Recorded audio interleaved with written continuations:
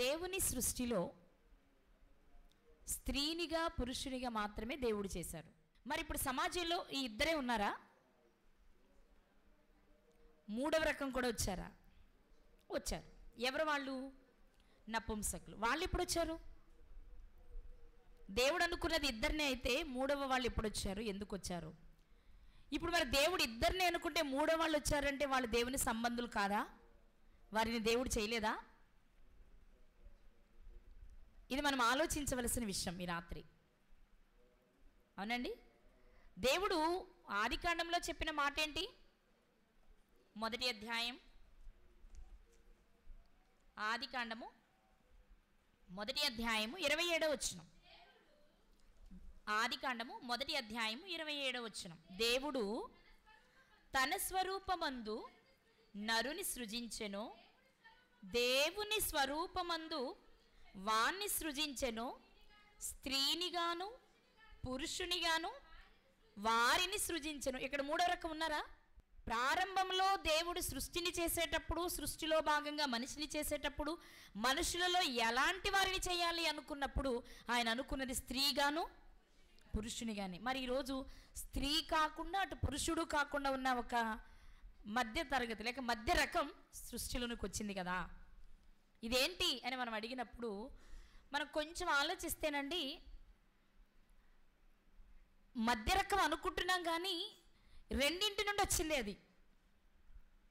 స్త్రీగా పుట్టి పురుషునిగా అన్న మారుండాలి, లేదా పురుషునిగా పుట్టి స్త్రీగా అయినా మారుండాలి. అంటే ఉండదు రెండే. ఒక దానిలో వచ్చి మరొకటిలో మారారే తప్ప.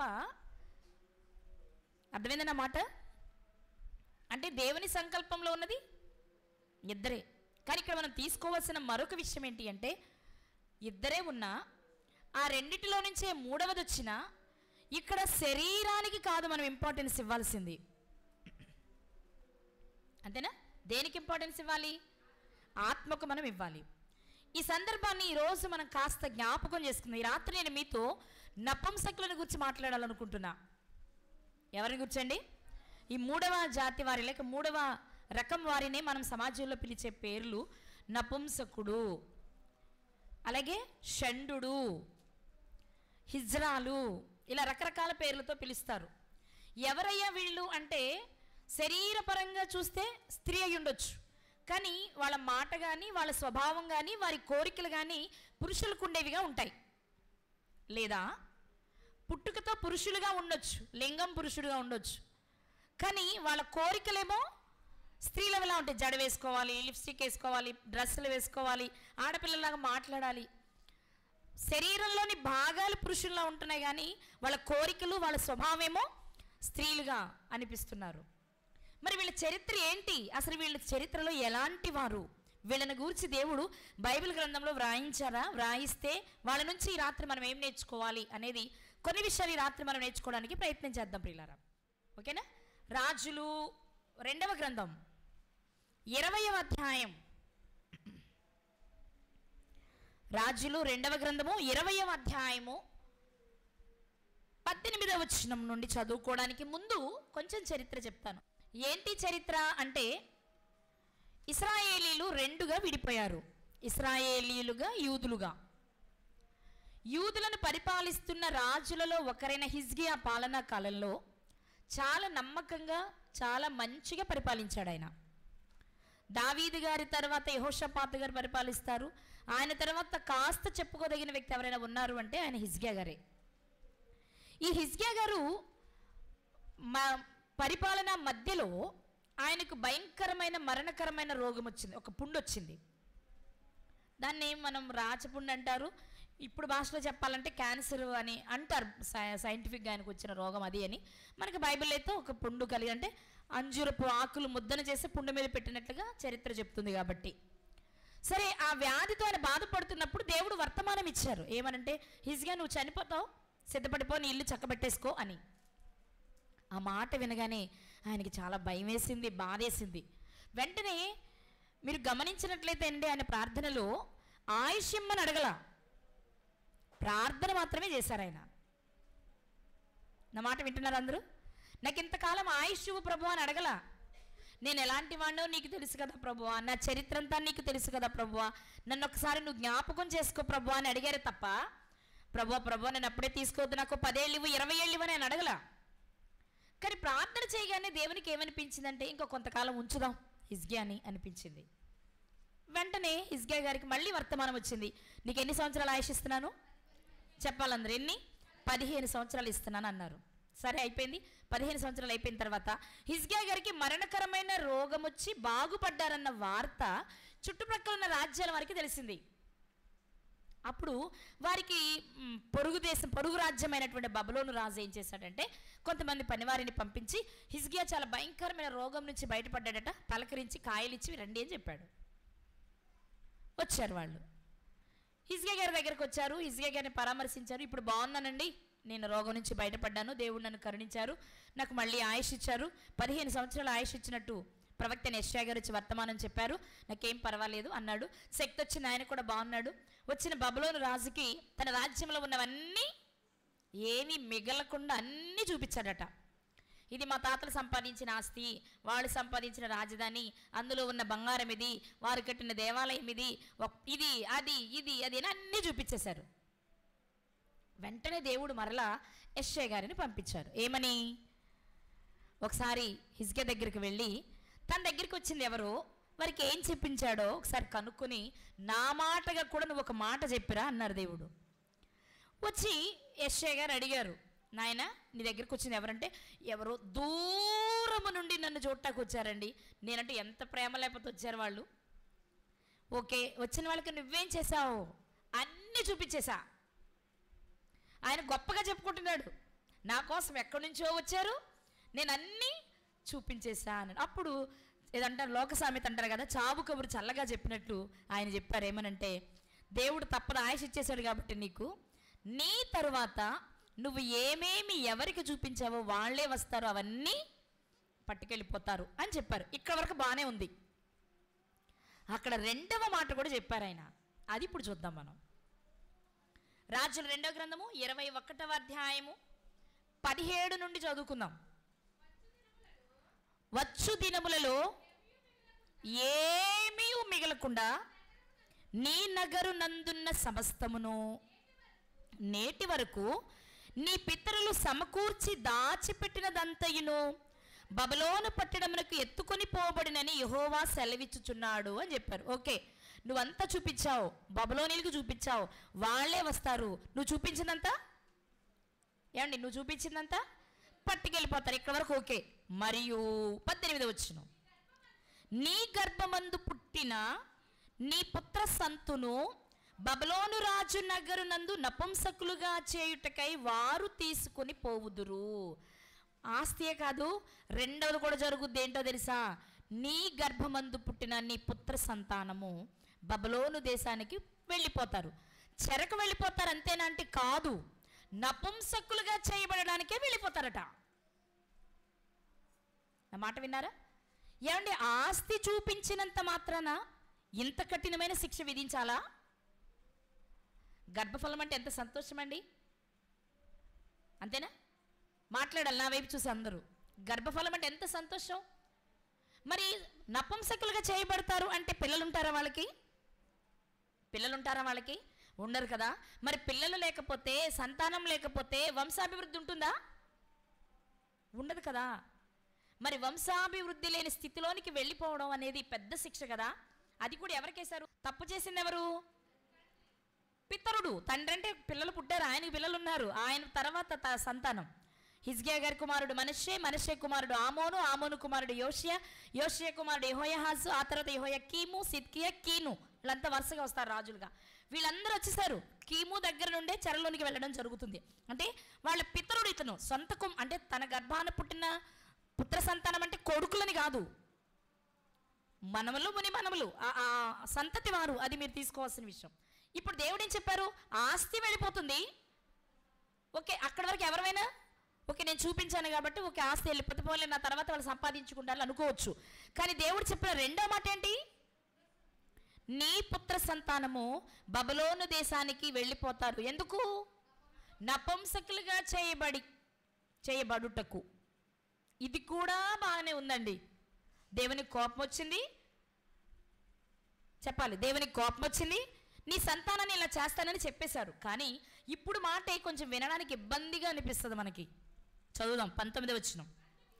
అందుకు హిజ్కియా, నీవు తెలియచేసిన యెహోవా ఆజ్ఞ చొప్పున జరుగుట అదేంటి, మనం ఈ రాత్రి ఆలోచించవలసింది ఈ మాటనే. నీ కడుపున పుట్టిన పిల్లలు, వారి పిల్లలు అనగా నీ సంతానము పొరుగు దేశానికి చెర తీసుకొని వెళ్ళిపోవడమే కాకుండా నపుంసకులుగా అయిపోతారంటే హిజ్కియా గారు ఏం చేయాలి? అయ్యో ప్రభువా క్షమించు, నేను ఇంత జరుగుద్ది అనుకోలేదు, ఎక్కడో దూరం నుండి వచ్చారు, నన్ను ప్రేమించి అనుకున్నాను, పొరుగువారైనా శత్రువులైనా ప్రేమగా ఉండాలనే ఉద్దేశంతో చూపించాను, అది తప్పని నాకు అర్థం కాలేదు. సరే మీరు పనిష్మెంట్ ఇచ్చారు కాబట్టి నా ఆస్తి పోయినా పర్వాలేదు, నా తర్వాత వాళ్ళు సంపాదించుకుంటారులే, కానీ నా పిల్లలు మాత్రం పొరుగు దేశానికి పంపించొద్దు, పంపించిన నపుంసకులుగా చెయ్యొద్దు ప్రభువా అని కాళ్ళు పట్టుకోవద్దా? చెప్పాలి మీరు. నపుంసకులైతే ఆ వంశాభివృద్ధి లేదు కదండి, సంతానం పెరగదు కదండి. మనం ఇప్పుడు చాలామందిని చూస్తాం, 4 ఆడపిల్లలు పుట్టి మగపిల్లలు లేరనుకోండి, ఇంకోసారి ట్రై చేద్దాం అనిపిస్తుంది. ఎందుకు? వంశోద్ధారకుడు కావాలి. భార్య ఎంత కనలేని స్థితిలో ఉన్నా, భర్త తండ్రి పోషించలేని స్థితిలో ఉన్నా వంశం నిలబడాలంటే కొడుకు అని కోరుకునే కాలమే కదా ఇది. ఇప్పుడు ఒక్కరే ముద్దు అనుకుంటున్న కాలంలో కూడా 2-3 ఆడపిల్లలుంటే పోలే ఈసారైనా కొడుకు పుడతాడేమో చూద్దాం అనే ఆశ తప్పకుండా ఉంటుంది. ఇలాంటి కాలంలో ఒక గొప్ప రాజు చెప్తున్న మాట ఏంటో తెలుసా? యెహోవా ఇచ్చిన ఆజ్ఞ చొప్పున జరుగుట మేలా, తన పిల్లలు నపుంసకులుగా చేయబడడం మేలా? చెప్పాలి మీరు. అయ్యో అని అనవలసింది పోయి ఆయన ఏమంటున్నాడు? మరి ఆయన ఇచ్చాడు కదా, నేను చేసేది ఏముందని అనట్లా, అలా జరగడం మేలు అంటున్నాడు. అంటే ఇందులో ఖచ్చితంగా ఏదో ఉండాలి. ఎలా మేలు? ఎందుకు మేలు? ఏంటి దానిలో ఉన్న ఆంతర్యం? మాట్లాడిన రాజు ఏమి చిన్న రాజు కాదు, దేవుడంటే భయభక్తులు లేని రాజు కాదు. అవునండి, ముందే చెప్పా, యూదా రాజులలో గొప్ప రాజులు అంటూ ఉన్నారు అంటే అందులో దావీదు గారు వస్తారు మొదటిగా, ఆ తర్వాత యెహోషాపాతు గారు వస్తారు కాస్త కూస్త గొప్పగా, ఆ తర్వాత హిజ్కియా గారే, ఆ తర్వాత యోషియా గారు. ఈ నలుగురే మనం చెప్పుకోదగిన రాజులు కాస్త. అందుకే అందరిలో గొప్పవాడు దావీదు గారికి అని చెప్తూ వచ్చారు. కానీ రాత్రి మనం ఆలోచించవలసిన మాట ఏంటంటే, అయ్యో ప్రభువా ఇచ్చేసావా, మన్నించయ్యా, కనీసం శిక్ష తగ్గించయ్యా, పోనీ నా పిల్లలు అక్కడికి చెరగ వెళ్ళిపోయినా నపుంసకులుగా చేయకయ్యా, నా వంశం ఎండిన మోడు చేయొద్దయ్యా అని అడగాలి కదా హిజ్కియా గారు. కానీ ఏమంటున్నారు? నిజంగా మనం ఒక యాంగిల్లో చదివితే ఎంత పొగరు హిజ్కియాకి అనిపిస్తుంది. ఒక యాంగిల్లో చదివితే ఏమనిపిస్తుంది? దేవుడు వచ్చి నీ పిల్లల్ని సంతానహీనులు లేక, అంతే కదా, సంతానహీనులు లేక నపుంసకులు అంటే చేస్తానని చెప్తుంటే కాళ్ళు పట్టుకుని బ్రతిమలాడకుండా దేవుడు చెప్పినట్టు జరగటం మేలే అంటున్నాడంటే ఎంత పొగరండి హిజ్కియాకి అనిపిస్తుంది. కానీ నపుంసకుల జీవితాన్ని గురించి ఆలోచిస్తే మాత్రం ఎందుకన్నారా హిజ్కియా గారు అనిపిస్తుంది. అసలు ఎందుకు నపుంసకుల జీవితాన్ని పరిశుద్ధ గ్రంథంలో దేవుడు వ్రాయించాడు? ఈరోజు మనుషులుగా మనమే వాళ్ళని చూస్తే మనకు వింత. నపుంసకులు మనం చూస్తే ఖచ్చితంగా అయితే కంప్లీట్ తల పక్కకు తిప్పుకుంటారు, లేదా అసలు ఏంటి వీళ్ళ పరిస్థితి అని పూర్తిగా వాళ్ళనే చూస్తూ ఉంటారు. వాళ్ళ గురించి ఏదో మాట్లాడుకోవాలని చూస్తాం, ఏదో చెయ్యాలని చూస్తాం. కానీ రాత్రి దేవుని సంకల్పంలోనికి వెళ్ళి నపుంసకుల జీవితాన్ని మనం ఆలోచిస్తే ఒక స్త్రీగా, సంపూర్ణ పురుషుడిగా నిజంగా తలదించుకోవాలి. అందుకే వాళ్ళ జీవితాలు మన ముందు పెట్టారు ఆయన. హిజ్కియా గారు మాట్లాడారు, నా పిల్లలు నపుంసకులుగా మారుతారంటే యెహోవా ఆజ్ఞ ఇచ్చాడు, నేను చేసేది ఏముంది అనకుండా అలా జరగడం మేలే. ఇప్పుడు ఒకవేళ దేవుడు ఇచ్చేసారు కాబట్టి అయ్యో దేవుడు ఇచ్చేసాడని ఇంక నేను ఏం చేయగలను అని ఏడవడమన్నా చెయ్యాలి, లేదా తగ్గించమని దేవుణ్ణైనా బ్రతిమలాడాలి. ఆయనకు అడిగే ధైర్యం లేకపోతే యెషయా గారి కాళ్ళన్న పట్టుకుని నువ్వైనా నా తరపున ప్రార్థన చేయమని, ఇవేమీ లేవు. సరికదా ఏమంటున్నారు ఆయన? మేలు, అది మేలే అంటే ఖచ్చితంగా ఏదో ఉండాలి అందులో. ఏంటది? ఆ మేలేంటి అని ఆలోచిస్తే బైబిల్ గ్రంథంలో చాలా మంది నపుంసకులు కనిపిస్తారు మనకి.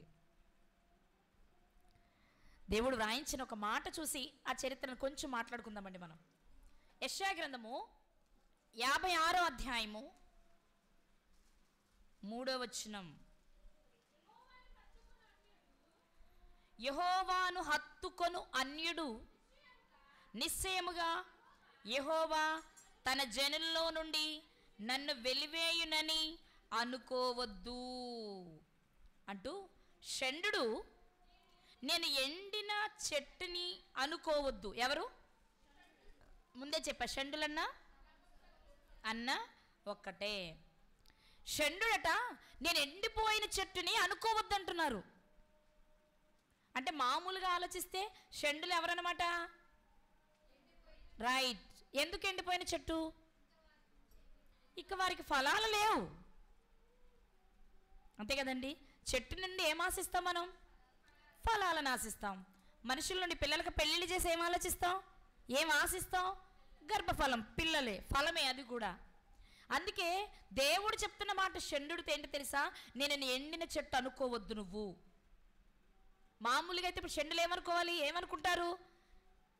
నేను ఎండిన చెట్టుని, ఇక నా నుండి సంతానం రాదు కదా, పిల్లలు ఉండరు కదా, వంశాభివృద్ధి ఉండదు కదా, ఇది అది అని చెప్పుకోవడానికి ఉండదు కదా.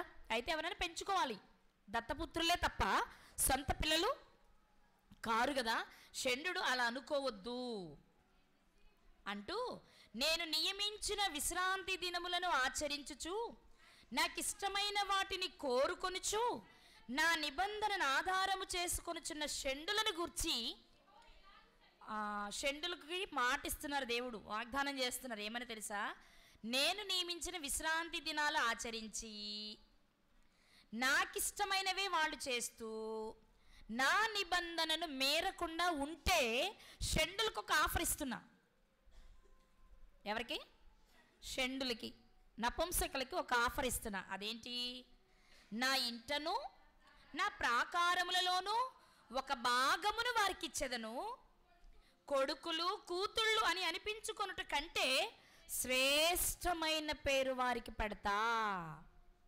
మగపిల్లలు కొడుకులు, ఆడపిల్లలు మరి నపుంసకులు మన దృష్టిలో ఏమీ చేతకానోళ్ళు. కానీ దేవుడు అంటున్నారు కొడుకులు కూతుర్ల కంటే శ్రేష్టమైన పేరు పెడతా. అర్థమైందండి? నేనంటే ఎవరనుకున్నావు? మీసం మెల్లేస్తారు పురుషులు. ఏమని? నేను మగాణ్ణి అని. అవతలోళ్ళు కూడా ఏదైనా కోపం వచ్చి గొడవ వచ్చినప్పుడు రోషం పుట్టించాలంటే నువ్వు మగాడివైతే అంటారు. అనగానే వీళ్ళకి నేను మగాడిని కాదా? వాళ్ళు తిట్లు కూడా అలాగంట, నువ్వే మగాడివైతే నీకే మూతి మీద. అంటే నేను ఇలా అంటున్నాను కదా, ఇవన్నీ మీరు వాడే పదాలే బయట. ఆ మాట అనగానే ఏమనిపిస్తుంది మగాళ్ళకి? నేనంత మగాడిని కాదా? నేను చేయలేనా? చూడు నేనేం చేస్తాను, నేను ఎలా చేస్తాను, చేసి ఎలా చూపిస్తాను అని ఒక రోషానికి గుర్తుగా కనిపిస్తూ ఉంటుంది మీసం కదా. అవునే కాదండి? ఆడవాళ్ళు కూడా అంటారు నువ్వే గనక అమ్మాయివైతే, నువ్వే గనక ఆడదానివైతే, నువ్వే గనక ఇల్లాలివైతే అంటారు. అక్కడ వీళ్ళకి రోషం వస్తుంది. నేను కాదా? నేను గంపిడి మందిని పిల్లల కంటే నేను ఆడదాని కాదా అనిపిస్తుంది వీళ్ళకి.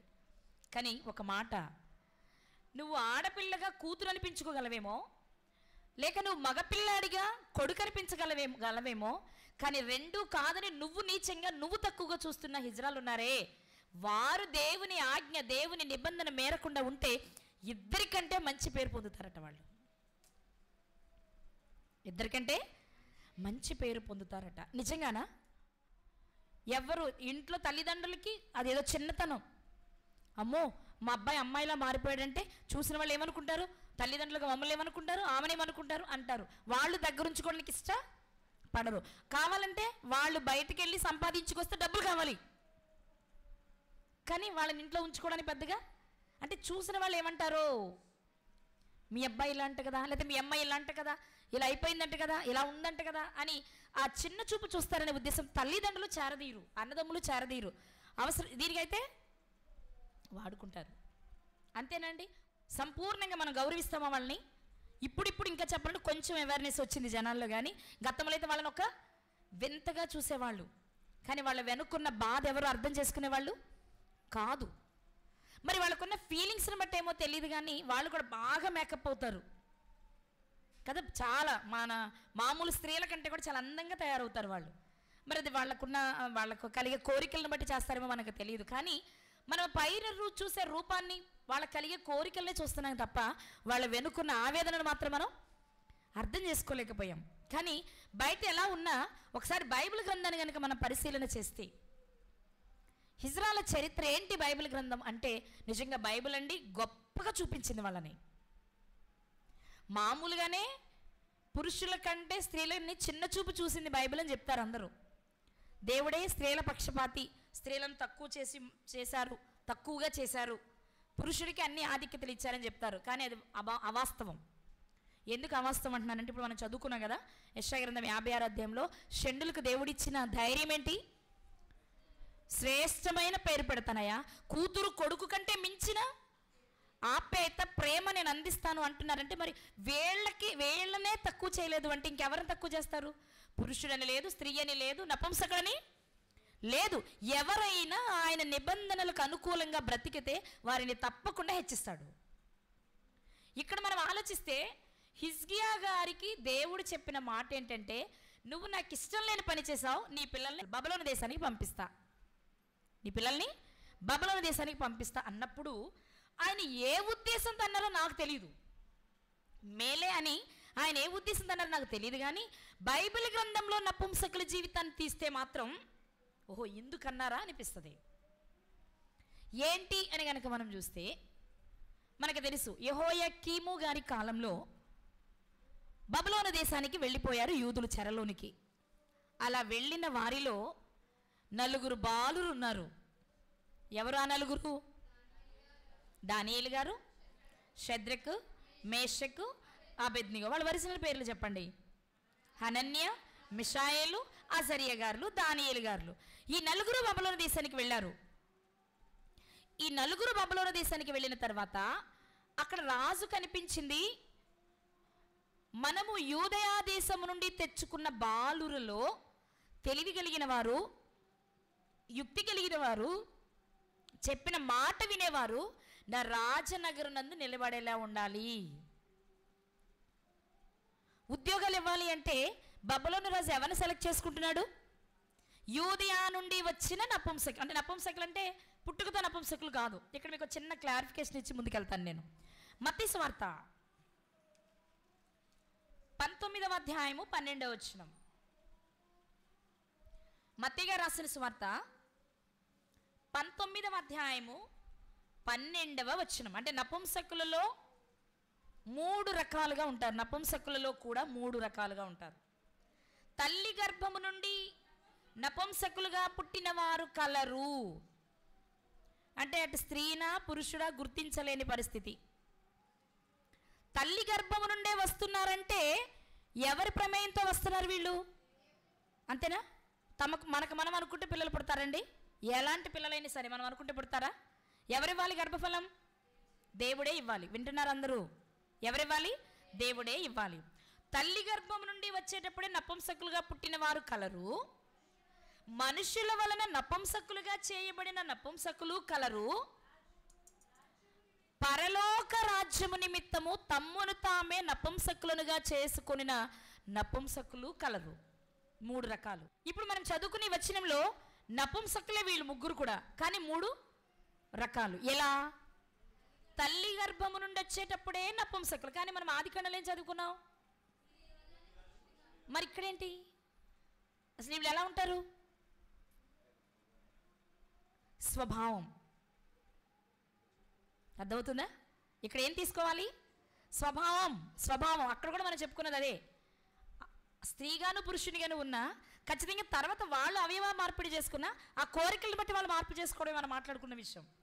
ఇక్కడ కూడా మనం తీసుకోవాల్సింది ఏంటి? స్వభావం. పుట్టుకతో అదే స్వభావంతో పుట్టేవారు ఉన్నారు.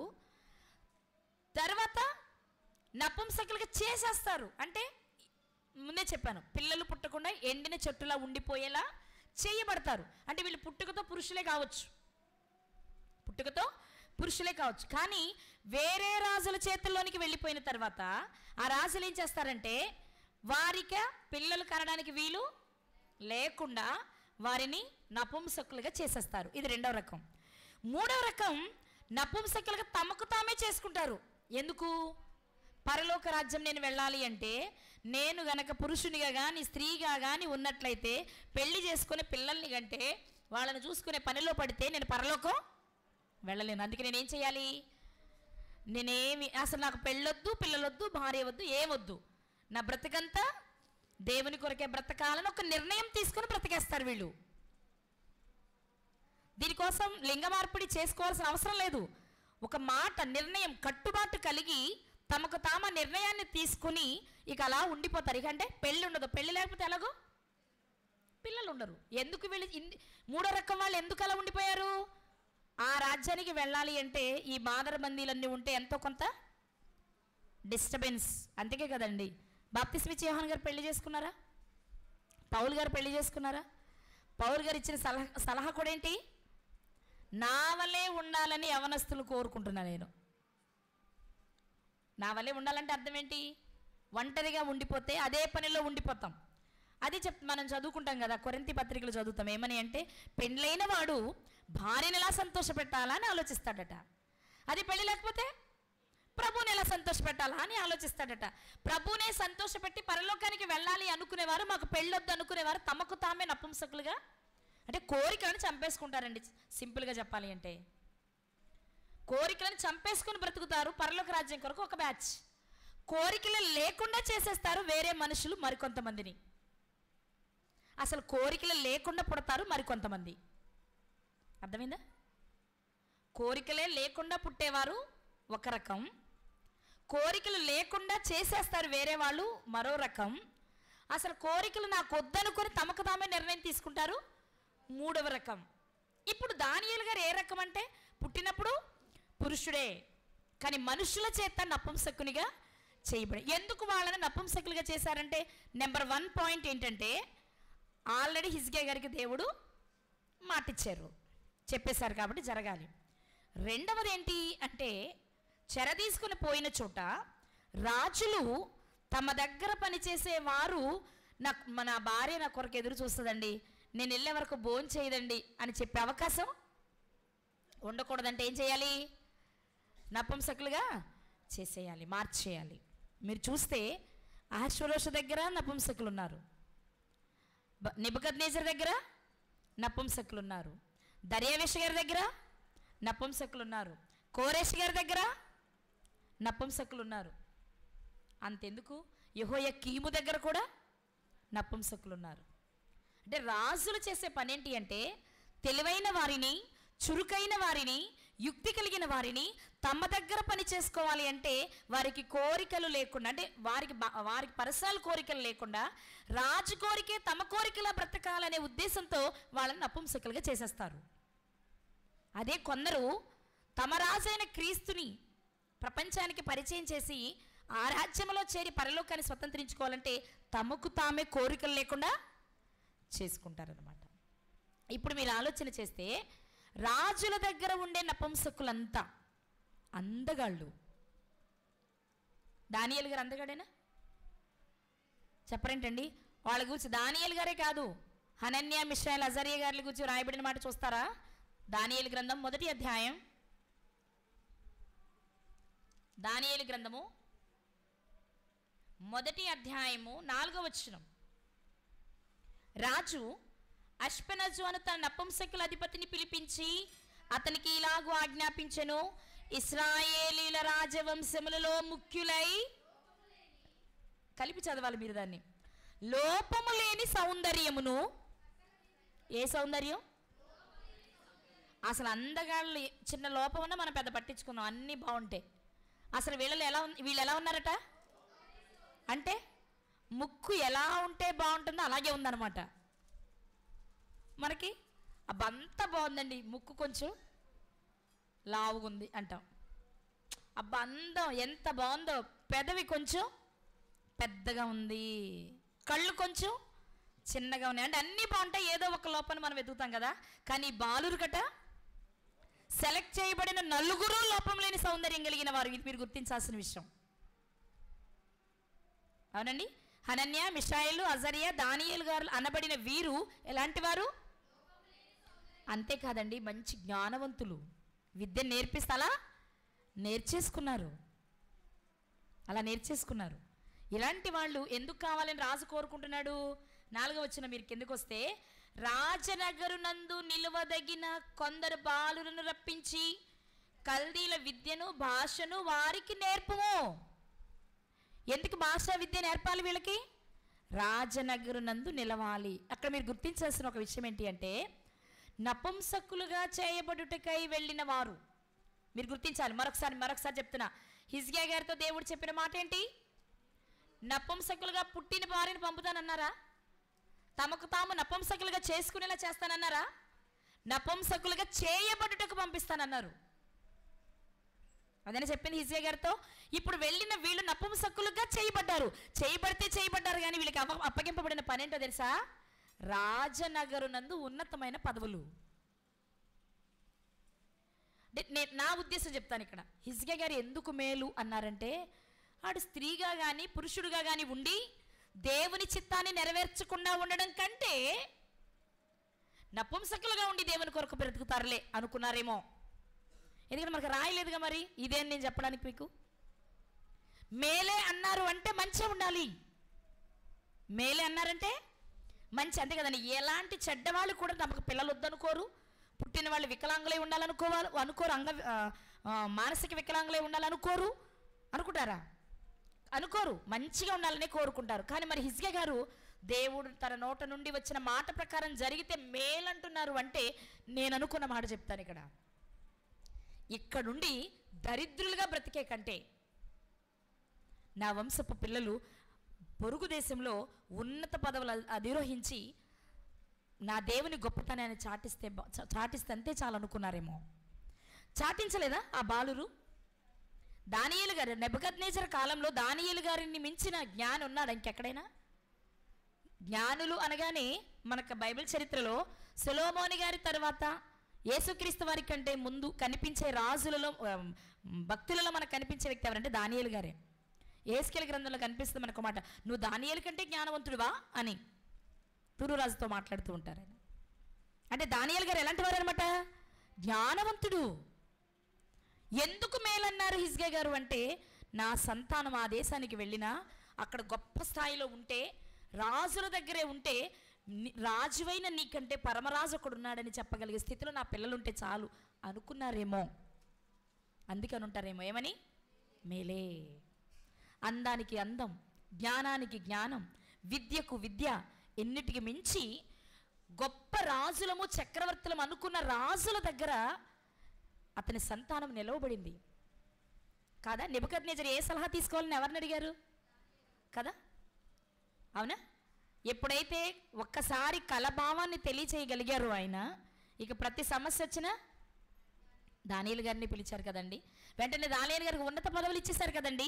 దానియేలు గారి ప్రేమతో తన స్నేహితులకు కూడా ఉన్నత పదవులు ఇప్పించారు కదండి. ఇప్పుడు అక్కడ ఎవరు మహిమపరచబడుతున్నారు చెప్పాలి మీరు? ఎవరు దానియేలు గారి జ్ఞానాన్ని, దానియేలు గారి నోట నుంచి వచ్చే జ్ఞానవాక్కులను విన్నప్పుడు రాజులు, చక్రవర్తులు సైతం ఆశ్చర్యచకితులయ్యారు. ఎక్కడిది నీకు జ్ఞానం అంటే, మర్మాలను బయలుపరచగలిగిన దేవుడు పరలోకమందు ఉన్నాడు, ఆయన చెప్తే గానీ నేను చెప్పలేను బాబు అన్నారు దానియేలు గారు. మరి ఒక కలభావాన్ని దానియేలు గారు చెప్పినప్పుడు ప్రజలు దానియేలు గారిని చూసారా? దానియేలు గారు దేవుణ్ణి చూసారా? చెప్పాలి. ఎవరిని చూశారు? దానియేలు గారిని చూస్తున్న దానియేలు గారు దేవునికి మహిమ తెచ్చారు అక్కడ. ఇప్పుడు నేను అంటాను, అప్పుడు హిజ్కియా గారు కనబడుతుందేమో ఆ దృశ్యం. ఎందుకంటే ఆయన నీతిమంతుడు కదా, హిజ్కియా గారు భక్తిపరుడు కదా, కాబట్టి కదా ఆయన ప్రార్థన చేయగానే దేవుడు విని ఆయుష్ను పెంచారు. మరి అలాంటి వ్యక్తికి ఇప్పుడు ఏం కనబడుతుంది? ఓకే, నా పిల్లల భవిష్యత్తులో, నా సంతానం భవిష్యత్తులో దేవునికి మహిమ తెచ్చే పని చేస్తారనమాట అనుకుని ఉంటారేమో. అందుకే మేలే అని ఉంటారేమో. ఇక్కడేనా? ఎక్కడ చూడు. అంతేకాదండి, వీళ్ళ మనస్సు కూడా చాలా మంచిది. ఎక్కడో ఒకరిద్దరు తప్ప షండులు, మిగిలిన వారంతా చాలా మంచోళ్ళు. ఎలా మంచోళ్ళు మీకు ఒక ఎగ్జాంపుల్ చెప్తా. ఇప్పుడు ఈ దానియేలు గారు వాళ్ళకి రాజభోజనం పెట్టమన్నారు కదా రాజు. అప్పుడు వీళ్ళు ఏమన్నారు? మాకు వద్దండి రాజభోజనం వద్దు, మేము చేయం, దయచేసి మాకు శాఖధాన్యాలు ఇవ్వండి, నీటిని ఇవ్వండి చాలు అని అడిగి, మంచినీళ్ళు అన్నారు. అన్నప్పుడు వెంటనే వీళ్ళ మీద అధికారిగా ఉన్న అష్పెనజ్ ఏం చేశాడు? అమ్మో, మీకు నీళ్ళు ఇచ్చి కూరగాయ శాఖధాన్యాలు ఇస్తే మీతో పాటు మిగిలిన పిల్లలందరేమో రాజభోజనం చేస్తే, ఏమండి వెనక కుర్చీలో ఉన్న వాళ్ళు వింటున్నారా? మిగిలిన పిల్లలేమో రాజభోజనం చేసి చక్కగా తయారైతే మీరేమో శాఖధాన్యాలు తిని బక్క చిక్కిపోయి ఉంటే రాజు ఎవరిని తిడతాడు? నన్నే తిడతాడు కదా. బాబాయ్ కుదరదు బాబాయ్ అన్నాడు ఆయన. అప్పుడు దానియేలు గారు రిక్వెస్ట్ చేశారు, ఒక 10 రోజులు మాకు పరీక్ష పెట్టి ఫస్ట్ శాఖధాన్యాలు ఇచ్చి మంచి నీళ్ళు ఇవ్వు. 10 రోజుల తర్వాత మాంసం తినే పిల్లల్ని మమ్మల్ని దగ్గర పెట్టి చూడు, చెక్ చేయి. నీకు నమ్మకం కలిగితే మాకు ఆహారమే పెట్టు, 3 సంవత్సరాల పాటు పెట్టమన్నారు రాజు. పెట్టు అన్నారు. ఇప్పుడు వాస్తవంగా చెప్పాలని అష్పెనెజ్ గారు ఒప్పుకోవచ్చా? ఆయన ఇష్టం, ఆయన మంచి మనసు కాదనుకోండి, మీరేం మాట్లాడటానికి వీల్లేదు, వద్దు నేనేం విన్నాం బాబోయ్, నా ప్రాణం మీద తాకండి బాబోయ్, మీరే సామాన్య చావండి, నేను పెట్టిందే మీరు తినాలి అనొచ్చా లేదా? అనొచ్చు. కానీ ఆయన ఏం చేశారు? ఓకే మీ మాట ప్రకారం 10 రోజులు చూద్దాం అంటే వాళ్ళ మనసు ఎలాంటిది అనమాట?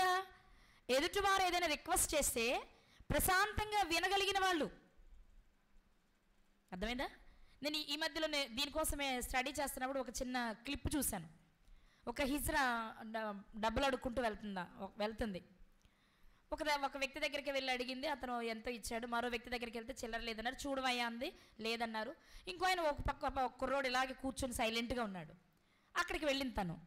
ఆ ఇద్దరు ముందు ఇచ్చిన కుర్రోడు ఎవరి కుర్రోడు ఒక చోట ఉన్నాడు. ఈడైపోయాడు, ఎక్కడి నుంచో వచ్చాడు, వాడికే లేదు, ఇవాళ ఏమి ఇవ్వడు, ఇవ్వకపోతే ఖచ్చితంగా ఆవిడ తిడుతుంది, అది ఇదని వీళ్ళు మాట్లాడుకుంటున్నారు. ఈలోపు అతన్ని అడిగింది నాకు ఇవ్వమని. అంటే నా దగ్గర ఏవీ లేదమ్మా, నేనే తినడానికి నా దగ్గర ఏవి లేవు, నేను 2-3 రోజుల నుంచి ఆహారం కూడా తీసుకోలేదని చెప్తాడు. చెప్పగానే ఈమెకి చాలా జాలేసి ఆ అడుక్కున్న డబ్బుల్లో నుంచి తీసి 500 నోటు ఇచ్చి ఇదిగో మంచి భోజనం చెయ్యి అని చెప్పి చెల్లిపోయింది. అంటే అక్కడ దాన్ని ఏమంటారు, ఆ క్లిప్ పెట్టిన వాళ్ళ ఉద్దేశం ఏంటంటే కేవలం అడుక్కొని గరానాగా అడుక్కోవడమే కాదు, అవసరమైనప్పుడు పెట్టగలిగిన మంచి మనసు ఉంది వాళ్ళకని తెలియచేయడమే అందులోని థీమ్. సమాజం అన్ని విషయాల్లో మనం చిన్న చూపు చూస్తుంది. మనలో కూడా చాలా మందికి ఉండేది, అమ్మో వీళ్ళు వచ్చేస్తున్నారా బాబు, తప్పకుండా 10-20 ఇవ్వాలి అనే మనసు కలిగిన వాళ్ళు కూడా లేకపోలేదు. కానీ వారికి ఎవరు మరి ఉద్యోగాలు ఇవ్వనప్పుడు వాళ్ళు ఏం చేయాలి? మీరు చెప్పండి, న్యాయం చెప్పండి. మన ఇళ్లలో మనం పని ఇవ్వట్లేదు, ఇళ్లలో తల్లిదండ్రులు ఉంటుంది, మరి వాళ్ళు ఏం చేయాలి? వాళ్ళు ఎలా బ్రతకాలి? మిగిలిన ఆప్షన్ అదే. ఒక రకంగా చెప్పండి, మనమే తయారు చేసాం వాళ్ళు అలా. అయినా అదేం తప్పు కాదుగా, దొంగతనం అంటే తప్పు. కానీ మంచిగా ఉన్న వాళ్ళని మనం ఎప్పుడు కించపరచకూడదు కదా. వాళ్ళకున్న మనసు చెప్తున్నా. ఇక్కడ చూడండి, ఇది దేవుని సంకల్పం ప్రకారం జరగాల్సిన అష్పెనజ్ గారికి ఆ మంచి మనసు ఉంది. అలా జాలిపడగానే అవతల వాళ్ళని చూసి జాలిపడే మనసు ఉంది, అందుకే ఒప్పుకున్నారు. ఇక్కడేనా అంటే మనం ఎస్తేరు గారి దగ్గర కూడా చూస్తాం, హేగే గారిని చూస్తామా? ఒకసారి ఆ సందర్భం చూపిస్తా, వాళ్ళ మనసు చెప్పడానికి నేను ఆలోచన చేస్తున్నా. ఎస్తేరు గ్రంథము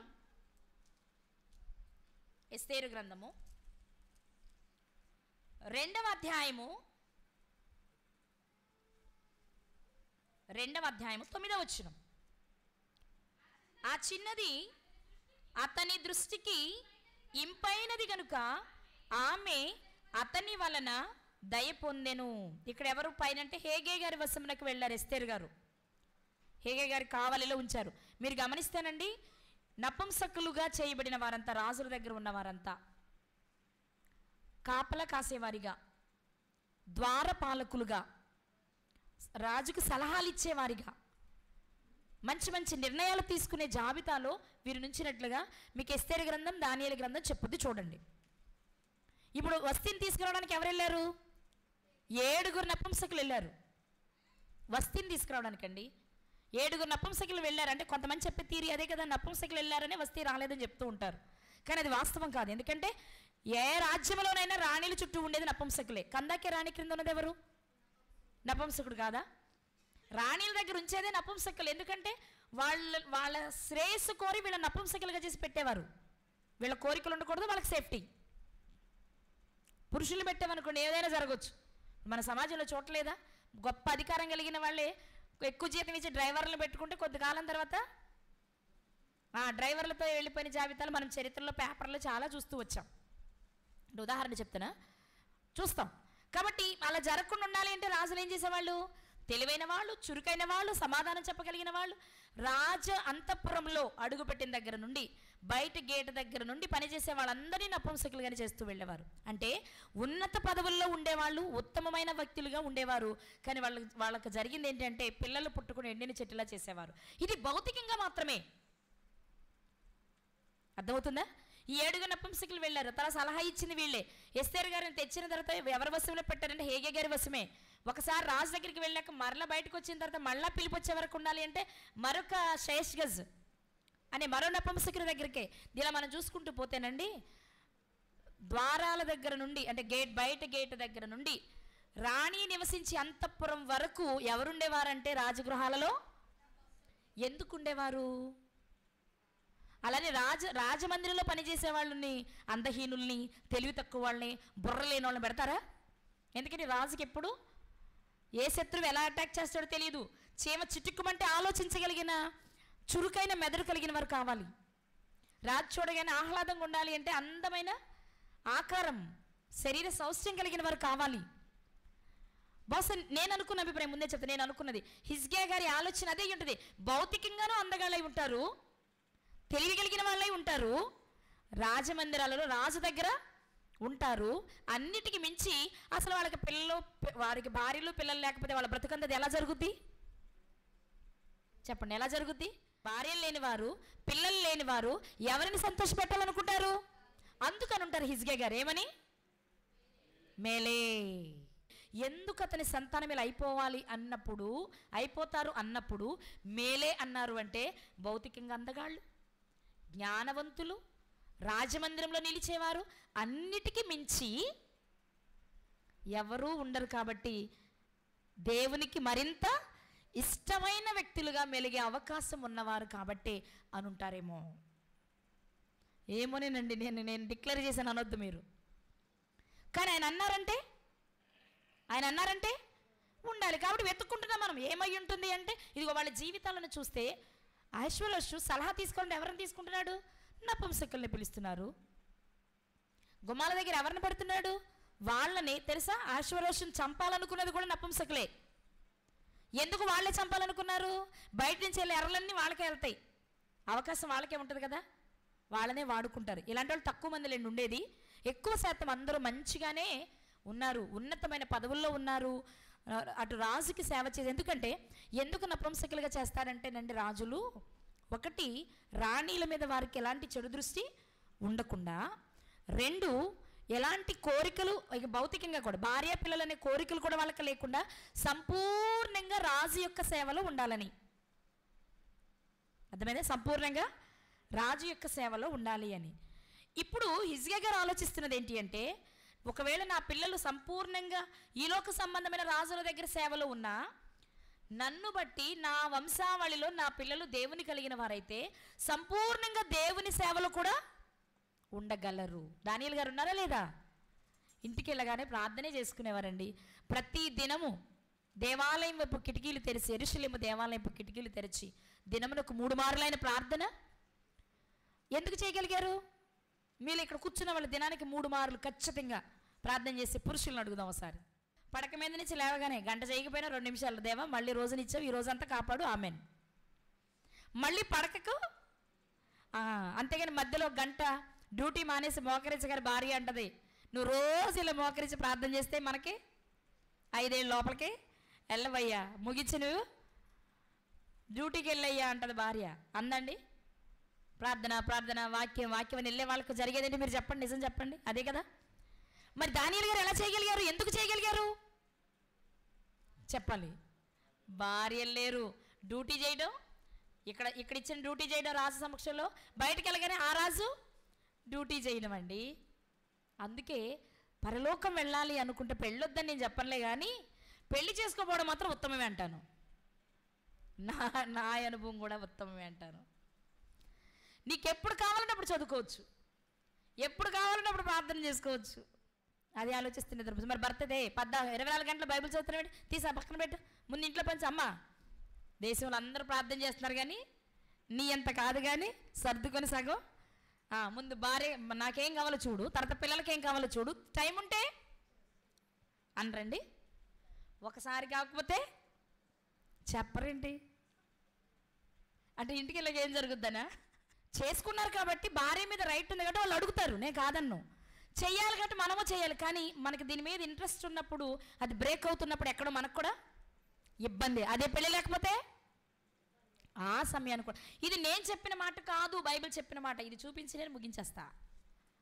బైబిల్ గ్రంథంలో నపుంసకుల జీవితాన్ని కనుక మీరు పరిశీలన చేస్తే రాజగృహాలలో ఉన్నతమైన పదవులు అధిరోహించారు వాళ్ళు. అంతకంటే ఏ బాధల బందీలు లేవు కాబట్టి దేవుని కొరకు ఉన్నతంగా హనన్య, మిషాయేలు, అజర్య గారు, అర్థమవుతుందా? వీళ్ళంతా ఎలా బ్రతికారు? లేదు మిగిలిన కుటుంబం ఏదో ముద్దుంటే తినడం, మిగిలిన సమయం అంతా దేవునితో గడపడానికి వాళ్ళకి పూర్తి ఛాన్స్ ఉందండి. అందుకే పెళ్లి కాని వారి పరిస్థితి ఏంటో ఇందా నేను చెప్పాను కొరింథీ పత్రికలో, ఒకసారి చూసుకొని ముగించుకుందాం. కొరింథీలకు రాసిన మొదటి పత్రిక 7వ అధ్యాయము 32, 33. కొరింథీలకు రాసిన మొదటి పత్రిక 7వ అధ్యాయం 33వ వచనం. మీరు చింతలేని వారై ఉండవలెనని కోరుచున్నాను. ఏమి లేని వారై? మళ్ళీ చెప్పాలి, ఏమి లేని వారై? చింతలేని వారై ఉండవలెనని కోరుచున్నాను. పెండ్లి కాని వాడు ప్రభువుని ఎలాగు సంతోష పెట్టగలనని ప్రభు విషయమైన కార్యములను గూర్చి చింతించుచున్నాడు. ఈ చింత అవసరమైన చింత. ఈ చింత కావాలి. ఏ చింత? ప్రభువుని గూర్చిన చింత ఉంటే మనకు మేలు. భార్యని గూర్చిన చింత ఉంటే ఎవరు మాట్లాడట్లేదు. భార్య లేకపోతే ఎలాగండి బాబు అన్నట్టు చూస్తున్నారు నన్ను, అంతేనా? ప్రభువుని గూర్చిన చింత చాలా అవసరం ప్రియులారా. పెండ్లి అయిన వాడు భార్యని ఎలాగు సంతోష పెట్టగలనని లోక విషయమైన వాటిని గూర్చి చింతించుచున్నాడు.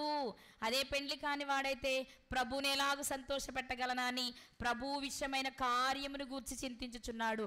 మనం ఏ చింత గల వారమై ఉండాలని దేవుడు కోరుకుంటున్నాడు? ఆయన విషయమైన చింత కలిగిన వారమై ఉండాలి. అంటే మనకు మనమే నపుంసకులుగా పెళ్ళైనా చేసుకోవచ్చు, కాదంటారా? పెళ్ళైనా మనకున్న నిద్రపోయే సమయం తగ్గించుకోవచ్చు, ఇతరత్ర ఆలోచించే విషయాల గురించి సమయాన్ని మానుకోవచ్చు, టీవీలో సీరియల్స్ చూసే సమయాన్ని తగ్గించుకోవచ్చు, పక్కింటి వాళ్ళతో పోట్లాడే సమయాన్ని, ఏమా నిద్రపోయేవాళ్ళు చెప్పండి, సమయాన్ని తగ్గించుకోవచ్చు. ఇవన్నీ తగ్గించుకుంటే ప్రభుత్వ సమయం గడపడం రాదా మనకి? వివాహం అయ్యింది, భర్త ఉన్నాడు, పిల్లలు ఉన్నారు, వాళ్ళకి ఇలా చేయాలి అని మనకు ముందే తెలుసు.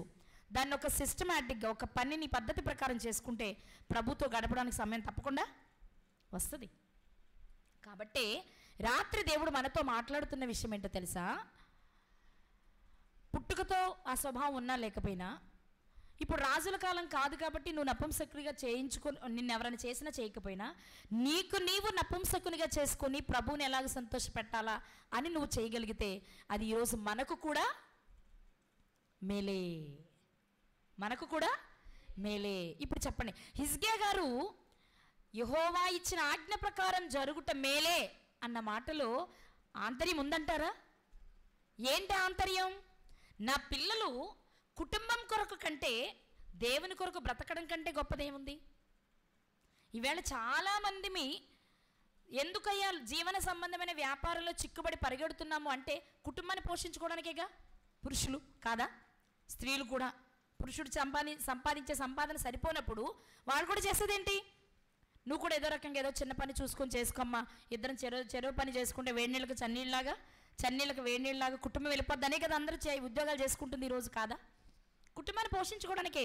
కానీ ఆ భారం లేకుండా కొంత సమయాన్ని దేవునిలో గడపొచ్చు అన్నప్పుడు అది నిజంగానే నా పిల్లలు దేవుని కొరకు బ్రతకడం అన్నప్పుడు అంతకు మించిన సంతోషం ఏముండదు తల్లిదండ్రులకి, అవును కదా? నా పిల్లలు దేవునిలో బ్రతుకుతున్నారు అనడం కంటే మించిన సంతోషం మరొకటి యోహాను గారు రాసిన 3వ పత్రిక 4వ వచనం. నా పిల్లలు సత్యమును అనుసరించి నడుచుకొనుచున్నారని వినుట కంటే నాకెక్కువైన సంతోషము లేదు. యోహాను గారు 3వ పత్రికలో ఇక్కడ గాయు గారికి రాస్తున్నా చెప్పిన మాట ఏంటి? నా పిల్లలు సత్యమును అనుసరించి నడుచుకొనుచున్నారని వినుట కంటే నాకెక్కువైన సంతోషం లేదు. నా పిల్లలు కుటుంబ పోషణలో పడి దేవుని మరిచిపోయారు అనుకోవడం కంటే, కుటుంబాలే లేకుండా దేవుని కొరకే బ్రతుకుతున్నారు అన్నప్పుడు కలిగే సంతోషం కంటే ఎక్కువైందేమీ లేదు. ఇది హిజ్కియా గారి మాట. హిజ్కియా గారి మాట, హిజ్కియా గారు ఎందుకు ఆ మాట అనగలిగారు అంటే, జనరల్గా మనం ఆలోచిస్తే మనకి ఏమనిపిస్తుంది? పిల్లలు లేకుండా, వంశం లేకుండా ఎండిపోయిన చెట్టులా ఉంటే ఈయనకి ఇష్టమంట అనిపిస్తుంది. కాదు, ఎండిపోయిన చెట్టు, ఈ లోకంలో వంశం లేకపోయినా పర్వాలేదండి, ఆధ్యాత్మికంగా వారి పిల్లలు సంపాదించి ఆ పిల్లలు పెరిగి దేవుని పనిలో బ్రతుకుతుంటే అంతకంటే ఏం కావాలి? చెప్పారు కదా, దేవుడు ఏం చెప్పారు? విశ్రాంతి దినమును పరిశుద్ధంగా ఆచరించి నేను మీకు ఆజ్ఞాపించిన ఆజ్ఞల ప్రకారం బ్రతికితే నువ్వు ఎండిన చెట్టు అనుకోవద్దు. ఏం చేస్తాను తెలుసా? నువ్వు సువార్తను ప్రకటించి అనేక మందిని నువ్వు కంటే నాకు అంతకంటే ఏం కావాలి? ఈ రాత్రి దేవుడు చెప్తున్న మాట మనతో ఏంటో తెలుసా? భౌతికంగా నువ్వు నాకు పిల్లలు కావాలి, సంతానం కావాలి, వంశం కావాలి, కుటుంబం కావాలని పరిగెడుతున్నావా? ఒకసారి నువ్వు ఆగి ఆలోచించు. నీకు ఇక్కడ కుటుంబం ఉన్నా లేకపోయినా, అలా వద్దని నేను అనట్లా, కానీ ఇక్కడ ఉన్నా లేకపోయినా ఆధ్యాత్మిక సంబంధమైన పిల్లల్ని కానీ నువ్వు దేవునికి ఇవ్వగలిగితే నీకంటే గొప్పోరు ఆయన దృష్టిలో ఎవరు ఉండరు. నీ మీద చూపించే ప్రేమ కంటే వేరెవరి మీద ఆయన ఎక్కువ ప్రేమ చూపించలేరు. అంత ప్రేమను పొందుకునే అవకాశం ఈరోజు దేవుడు మనకి ఇస్తున్నారు. ఇవి ముందు చెప్పగానే విన్నటువంటి హిజ్కియా గారికి అర్థమైందేమో, ఓకే నా పిల్లలు దేవుని కొరకు బ్రతుకుతారా, అయితే చాలు, రైట్, అది జరిగితే నిజంగానే ఒక మేలు. నేనైనా నా తర్వాత ఉన్న వారిని దేవుని కొరకు పెంచలేనేమో, కానీ ఆ బబులోను దేశాన్ని వెళ్ళి నపుంసకులుగా మారి ఆ రాజపనిలో ఉన్న తర్వాత మిగిలిన సమయం అంతా వారు దేవుని కొరకు బ్రతుకుతుంటే మరి అది నాకు మేలు కాదా? వారి పితరుడుగా నాకు వచ్చే గౌరవం కాదా? అక్కడ హిజ్కియా గారు చెప్పుకున్న మాట, చెప్పుకోవలసిన మాట, చెప్పుకొనుంటే బాగుంటుంది అనుకునే మాట ఏంటి తెలుసా? నా పిల్లలు దేవుని కొరకు బ్రతుకుటకు నపుంసకులుగా చేయబడిన అంతకు మించిన సంతోషం నాకు మరొకటి లేదు. ఈ రాత్రి మనం చెప్పగలం ఈ మాట. ఎంతమంది మీ దేవుని కొరకు బ్రతుకుతాము అంటే తల్లిదండ్రులు సపోర్ట్ చేసేవారు ఉన్నారు. కొంతమంది పిల్లలు ఉంటారు, అమ్మా నాకు దేవుని సేవ చేయాలని ఉందమ్మా, ఎక్కువ వాక్యం చదువుకోవాలని ఉందమ్మా నాన్న అని అడుగుతుంటే, ఇప్పుడేం చదువురా, 60 ఏళ్ల తర్వాత నువ్వు దేవుని దగ్గరికి రావాలి, ఈ లోపంతా ఏం చేయాలి? చదువుకో, మంచి ఉద్యోగం చేయి, డబ్బులు 4 రాళ్ళు వెనకేసుకో, పెళ్లి చేసుకో, పిల్లల్ని కానీ. ఇవన్నీ అయ్యాక 60 ఏళ్ళ తర్వాత వచ్చిన తర్వాత ఏమంటాయి? బాధలు తప్ప. 60 ఏళ్ళు వచ్చాక నా కొడుకుని కష్టపడి చదివించానండి, వాడు నాకు బుద్ధ, ఇదే కదండి చూసేది మనం. కానీ వాడి జీవితమే దేవుని కొరకు అర్పిస్తే అంతకంటే ఏం కావాలి చెప్పండి మీరు ఈ రాత్రి? మరి ఇప్పుడు ఈ రాత్రి దేవుడు మనల్ని అడుగుతున్నాడు, నువ్వు నపుంసకుడు కాదు కదా, సంపూర్ణ పురుషునిగా చేసి కుటుంబాన్ని ఇచ్చాను కదా, నువ్వెంత పెంచుతున్నావు నీ పిల్లల్ని? నువ్వు వేలకు వేలు ఆధ్యాత్మిక పిల్లల్ని కనకపోయినా నీ కడుపును పుట్టిన పిల్లలనైనా నువ్వు పెంచగలుగుతున్నావా? 1, 2, 3, 4 నీకు ఇచ్చారు కదా దేవుడు, పిల్లల్ని ఇవ్వలేదా? నా పిల్లలు దేవుని పనిలో ఉంటే నాకు మేలు అని హిజ్కియా గారిలా చెప్పగలిగిన స్థితిలో మనం ఉన్నామా? అరే ఈ లోకంలో పిల్లలు లేకపోతే చాలా కష్టమండి, గుడ్రాలంటారు, నా పిల్లలకి పిల్లలు లేకపోతే వంశం ఉండదండి అంటున్నావా? అయితే నువ్వు దేవుని దృష్టి చాలా దూరంగా ఉన్నావు. నువ్వు దేవుని దృష్టికి దగ్గర కావాలి అంటే నువ్వు దేవుని కొరకు బ్రతకాలి, నీ పిల్లల్ని దేవుని కొరకు పెంచాలి. నీ పిల్లలు దేవుని కొరకు మాత్రమే బ్రతికే అవకాశం వస్తే నువ్వు ఎట్టి పరిస్థితిలో దాన్ని నువ్వు చెడగొట్టకూడని తల్లిదండ్రులా ఉండాలి. చెడగొడితే తెలుసు మనకి కదా, బరేస్ సన్నివేశం మనకు తెలుసు కదా, పౌలు గారు తిట్టిన తిట్లు మనకు తెలుసు కదా. మధ్యలో ఉండి దేవుని కార్యాలు చెడగొడితే వచ్చే నష్టం, ఆ సందర్భం అపోస్తలుల గారి 13వ అధ్యాయం చదువుకుని మీకు అర్థమవుతుంది. కానీ రాత్రి దేవుడు మనతో మాట్లాడుతున్న మాట, ఇక్కడ కూర్చున్న మనము సంపూర్ణ స్త్రీలుగా, సంపూర్ణ పురుషులుగా దేవుడు మనల్ని భూమి మీదకి పంపించారు. ప్రేమించి భార్యల్ని ఇచ్చారు, భర్తల్ని ఇచ్చారు, పిల్లల్ని ఇచ్చారు. వీళ్ళని మనం ఎంతవరకు దేవునిలో పెంచగలుగుతున్నాం? వాళ్ళని పెంచాలి అంటే ముందు మనం పెరగాలి. మనం పెరగకుండా మనం పడుకొని అరే లేరా 6 గంటలైనా లేవలేకపోతున్నావేరా ఆన్లైన్కి అంటే వాడు లేస్తాడా? ఎప్పుడు లేస్తాడు? వాడు కళ్ళు తెరిచేటప్పటికే మనం ప్రార్థన చేసుకుంటున్నో, బైబిల్ చదువుకుంటున్నో, ఆన్లైన్ ఆన్ చేసి ఉంటున్నో, అమ్మో మా అమ్మ లేచింది నేను కూడా లేద్దాం, మా నాన్న లేచాడు నేను కూడా లేద్దాం అనిపిస్తుంది. ఈరోజు పిల్లలు మన మాట వినకపోవడానికి 50% కారణం, 100 అనలే కానీ నేను 50% కారణం తల్లిదండ్రులే. మిగిలిన 50% మనం చెప్పిన వాళ్ళు వినరు సమాజం. కానీ ఒకటి చెప్తాను, నువ్వు కనుక నిజంగా దేవుని మీద ఆధారపడి దేవుని పాదాలు పట్టుకుని నీ పిల్లల్ని పెంచాలనుకుంటే నీ పిల్లలు సక్రంగా పెరగడానికి దేవుడు తప్పకుండా అవకాశం ఇస్తారు. లేదు అంటే ఆ పిల్లలు చెడిపోయిన తర్వాత, ఆ పిల్లలు లోకంలో ఎందుకు పనికిరాని వారిగా బ్రతుకుతున్నప్పుడు, 10 మంది చేత నిందపడుతున్నప్పుడు, అది నీకొచ్చే నింద అనుకుంటున్నావేమో కానీ అది దేవునికి వెళుతున్న నింద అని ఆలోచించండి. దేవుడు చెప్తున్న మాట ఈ రాత్రి జ్ఞాపకం చేసుకుందాం. ఇప్పుడు చెప్పండి, హిజ్కియా గారు మేలే అన్న మాట మంచికా చెడుకా? చెప్పాలి, మంచిగా చెడుగా. మరి ఈ రాత్రి మనం నా పిల్లలు దేవుని కొరకు బ్రతకాలి, అందుకొచ్చే ప్రతి అవకాశానికి నేను అడ్డు కాకూడదు అనుకుని తల్లులుగా తండ్రులుగా మనం ఉండాలి అంటే మరొకసారి హిజ్కియా గారిని జ్ఞాపకం చేసుకుందాం. దేవుని కొరకు బ్రతుకుతూ దేవుణ్ణే సంతోష పెట్టాలనుకునే స్థితిలో మన పిల్లలు ఉన్నప్పుడు వారు భౌతికంగా శారీరకంగా వారు నపుంసకులైనా పర్వాలేదు, కానీ సంపూర్ణ పురుషుల్లా ఉండి త్రాగుబోతులుగా, తిరుగుబోతులుగా, వ్యభిచారులుగా, దేవునికి పనికిరాని వారిగా ఉంటే దాని వలన ప్రయోజనం లేదు. ఒక రకంగా చెప్పాలంటే దేవుని కొరకు బ్రతకని వారే నువ్వు అనుకుంటున్న హీనమైన స్థితిలో ఉన్న నపుంసకులు. దేవుని కొరకు బ్రతికే వారే సంపూర్ణ, వారు భౌతికంగా నపుంసకులైన దేవుని కొరకు సంపూర్ణ పురుషులుగా మనం గుర్తించవచ్చు. ఏ స్థితిలో ఉన్నాం మనం? భౌతికంగా అందంగా ఉండి ఆధ్యాత్మికంగా చితికిపోయిన స్థితిలో ఉన్నామా? భౌతికంగా ఒకవేళ సమాజం మనల్ని గుర్తించలేని స్థితిలో ఉన్నా దేవుడు గుర్తించే స్థితిలో ఉన్నామో ఆలోచించుకోండి. మంచి నిర్ణయాన్ని తీసుకోండి. దేవుడు గుర్తించి మెచ్చుకునే స్థితిలోనే ఉండాలని కోరుకుంటూ ఈ నా మాటలు ముగిస్తున్నా.